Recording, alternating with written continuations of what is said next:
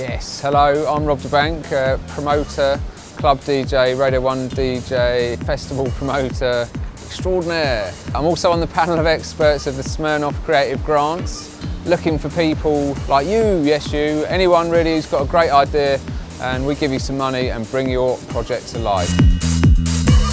Yeah, when I first left my little village on the south coast, I was a shy 18-year-old boy, you know, very unstreetwise. Came here to the bright lights of the shiny city of London. My first job was as the T-boy at a dance music magazine, and spent kind of 5 years working my way up from T-boy to clubs editor to assistant editor. That was all kind of running alongside me setting up Sunday Best, which happened a couple of years later, so that was where it all kind of started to gel.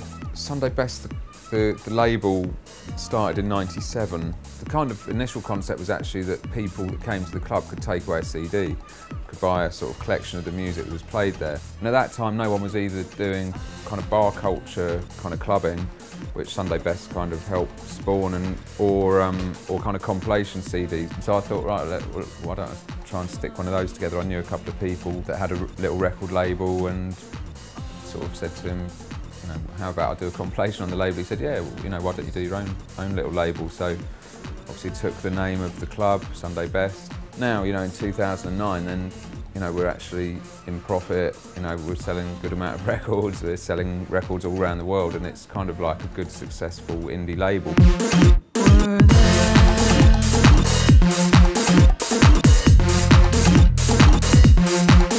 Radio sort of came out of the blue, really. It's about 5 years into the label. 2002, I just got a phone call from my manager saying, Radio 1 want you to go and do a pilot. They wanted a kind of radio show that was sort of along the lines of Sunday Best, really. It was kind of like weird, sort of left field music for an early morning. Radio has turned into, you know, apart from festivals, it's my favourite thing to do. I love, you know, sitting there spouting nonsense and playing new music.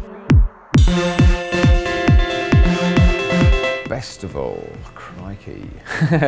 Yeah, we just thought, well, why don't we give this a crack, and drove down to the Isle of Wight with my partner in it, John, and looked at some really crummy campsites and some sort of fields overlooking the sea, and completely naive, no idea what we were doing at all. I mean, literally no idea how to do a festival. 6 months later, we were stood in the field, sort of letting the first festival lights in.